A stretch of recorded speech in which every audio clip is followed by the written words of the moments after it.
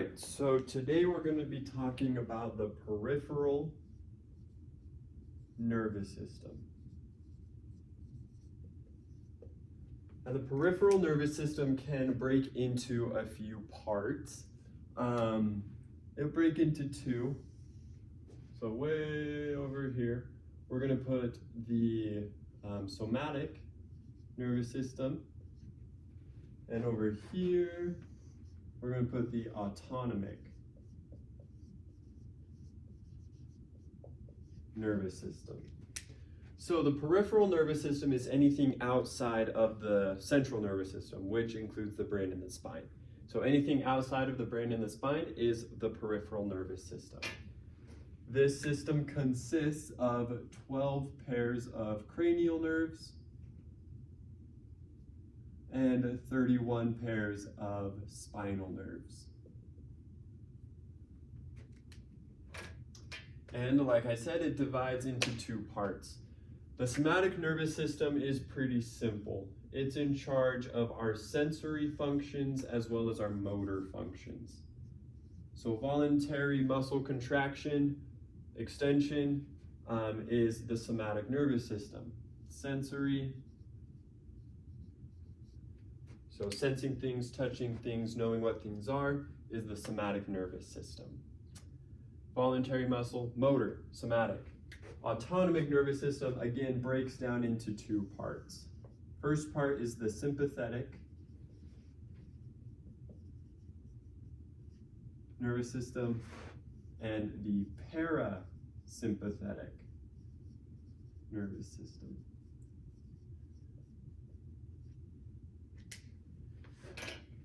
So the sympathetic nervous system is what we were thinking. So the parasympathetic, we've heard it before, is in charge of rest and digest.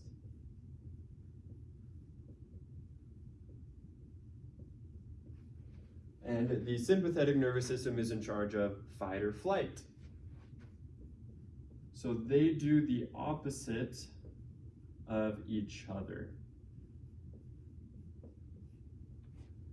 So parasympathetic nervous system, if that's running, the sympathetic nervous system will do the opposite effect of that. For example, we meet a bear in the woods, our sympathetic nervous system is going to kick in. It's going to increase our heart rate, increase our blood pressure, constrict our blood vessels, and we're going to get ready to fight or run away. And the parasympathetic nervous system will be active during that time, but it's going to be doing the opposite. It's not going to be digesting, and because we don't need to be worrying about pooping when we're fighting a bear. Whereas the parasympathetic nervous system, when we're sleeping, it is very active in contracting the smooth muscles of our intestines to digest our food, and the sympathetic nervous system is doing the opposite. But it's not as strong as the parasympathetic during that time. So the neurons for these are very similar, but a little bit different. Each one has a preganglionic neuron, and it also has a postganglionic neuron. Sorry, somebody came in. And so these neurons are very important.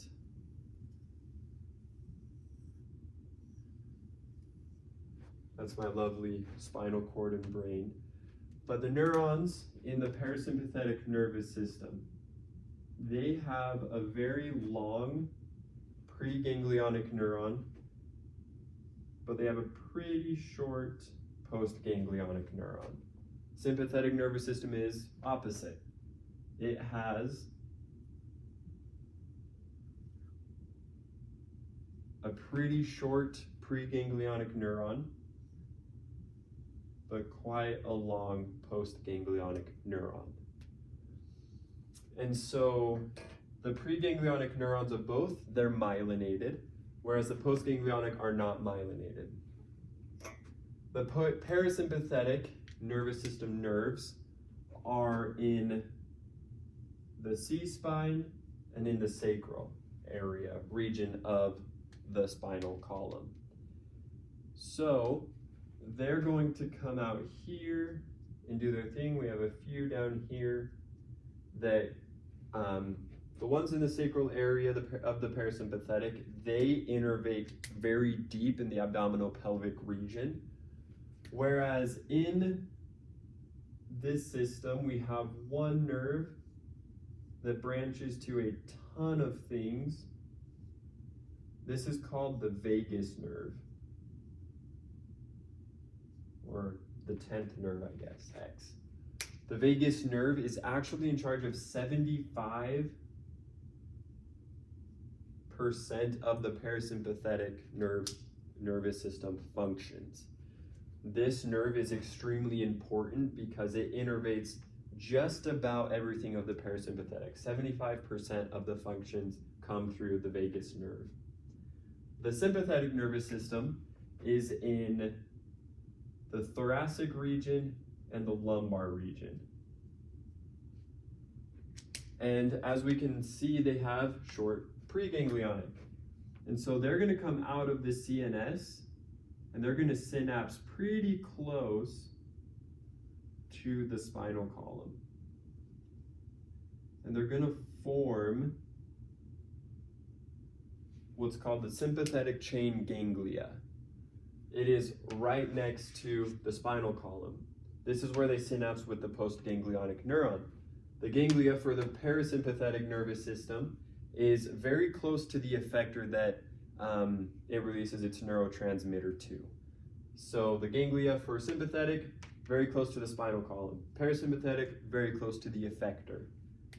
Once this sympathetic neuron has synapsed with the postganglionic neuron, it's going to go to where it needs to and innervate the organs and other things that it needs to. The sympathetic nervous system is also in charge of, well, the autonomic nervous system itself, is in charge of glands, involuntary glands, smooth muscle, and cardiac muscle.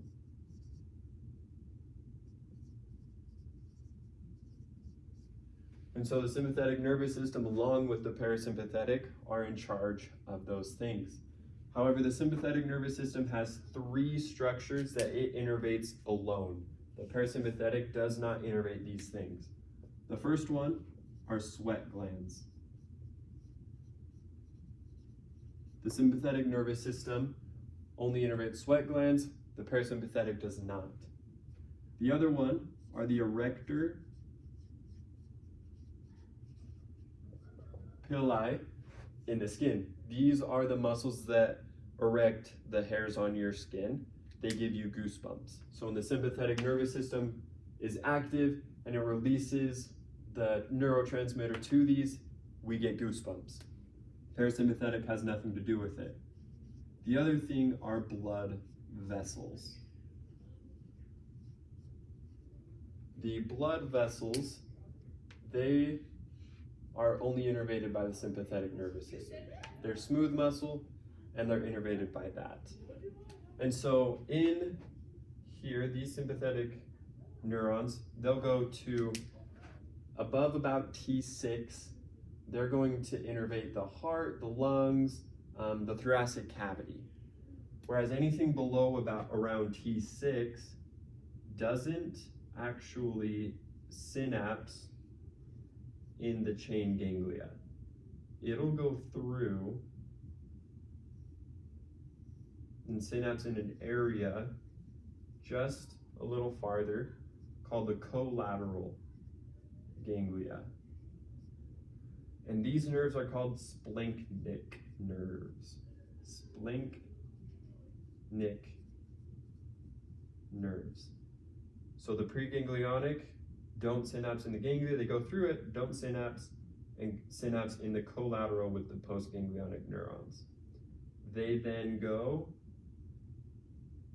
to the abdominal pelvic region and innervate organs there. Then we have one special, a special exception to this. We have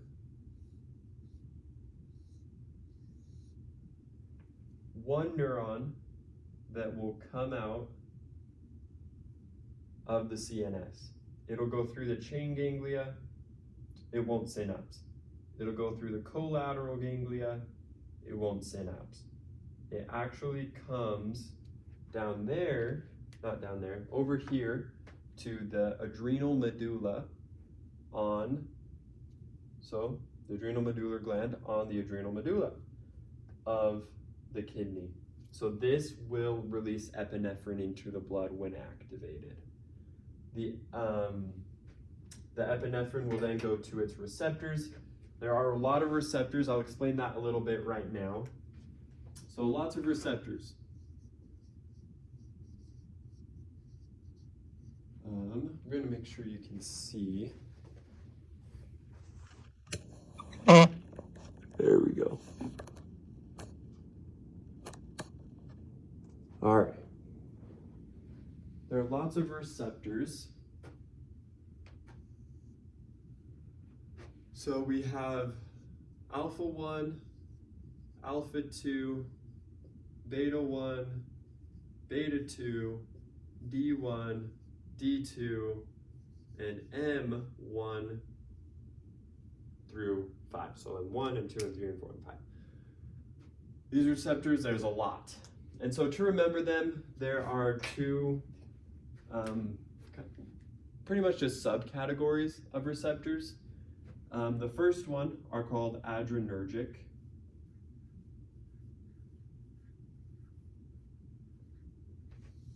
And the next one are cholinergic.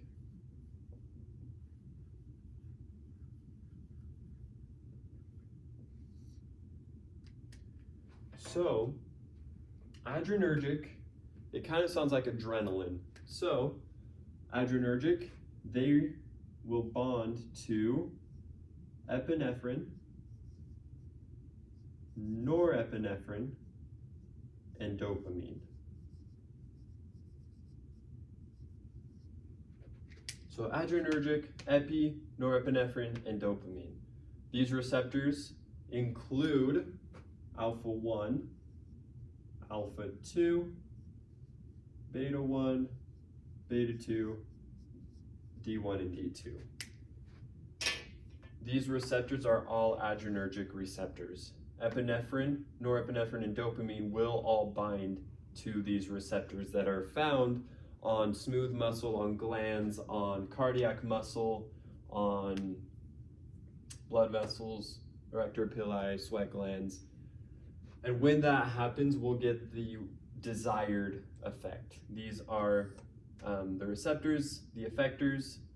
And so with blood vessels, when the sympathetic neuron releases norepinephrine, I'll show that quickly.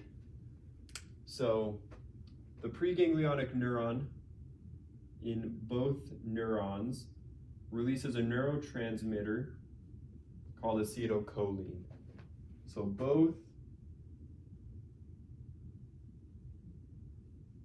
release acetylcholine.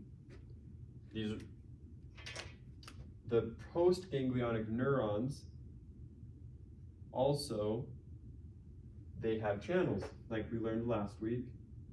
They have channels that acetylcholine binds to and opens the channels, and it continues on into the postganglionic neuron, and then it fires again with the action potential.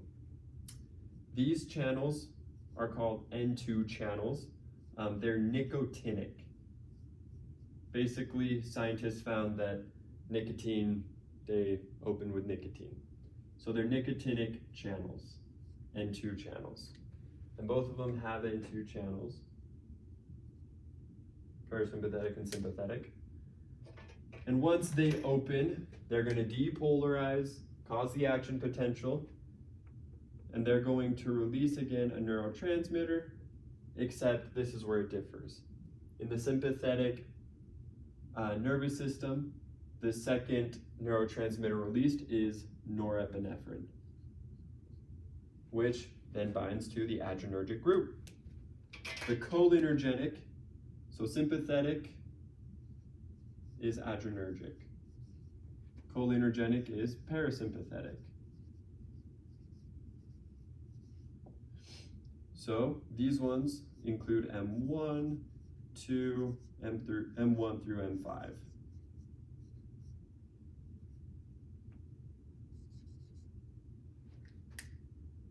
And they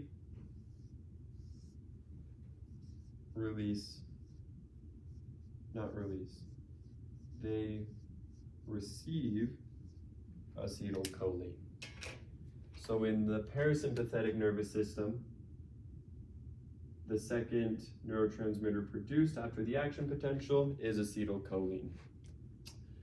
And so, like I said, norepinephrine will bind to blood vessels, they'll constrict them. That's the sympathetic nervous system. Parasympathetic doesn't go to blood vessels, but it goes to other organs like the digestion, the intestines. The ACH, the acetylcholine, is going to bind with one of these receptors. It's going to activate it, and the smooth muscle on our intestines is going to contract because that's the desired effect of rest and digest for acetylcholine. In the body, we're just going to draw this real quick.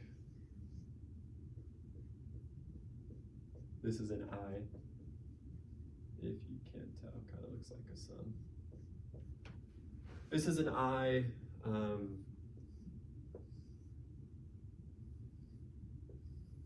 Those are lungs. That's our heart. And then we'll have some blood vessels. So the receptors, not all of them, they have some.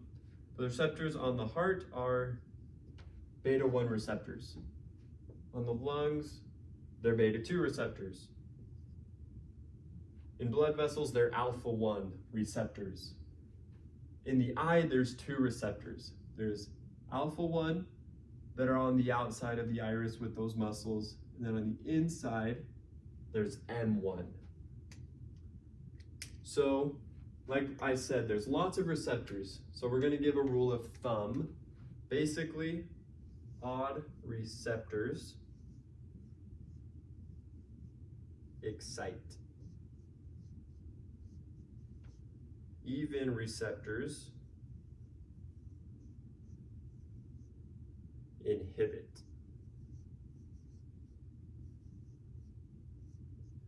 So if it's an odd receptor, for example, alpha 1, it's going to get excited. It's going to excite M1 as well. And so they're going to contract.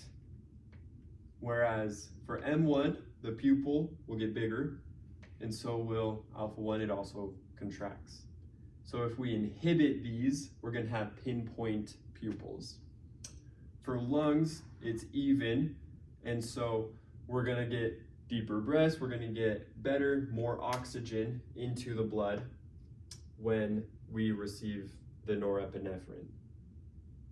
And so that is kind of it. We have adrenergic, cholinergic. One thing I forgot to mention, these, the epinephrine, norepinephrine, and dopamine, they're called catecholamines.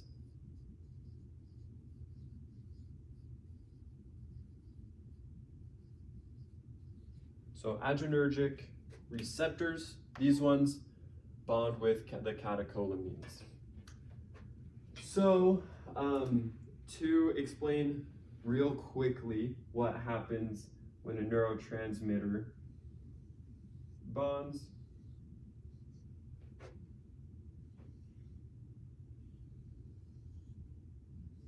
we'll just have a sympathetic neuron.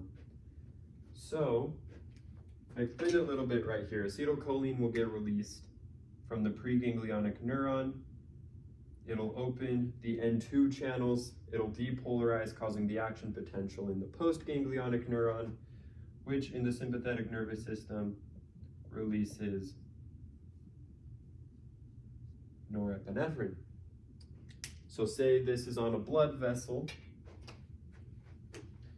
So we have a blood vessel, and we saw blood vessels have alpha 1 receptors. Once that alpha 1 receives this norepinephrine, it is an effector, and it's going to constrict this blood vessel. And because it's sympathetic, it's fight or flight, so we know if we're constricting our blood vessels, our blood pressure is going to increase. So that's kind of all that I have for today. We have the receptors, all of them. We have the peripheral nervous system divides into autonomic, somatic. Somatic is motor and sensory, voluntary stuff. Autonomic is automated. We don't do it. Gland, smooth, cardiac muscle. Those are all the autonomic nervous system. The autonomic nervous system is sympathetic, parasympathetic subdivisions, which both have preganglionic, postganglionic neurons that are myelinated if it's pre, not myelinated if it's post. And those go to organs, they go to glands, they go to blood vessels, sweat glands, erector pili. And so those will, if it's odd, the receptors will excite. If it's even, they'll inhibit. So that's all I have. Thanks.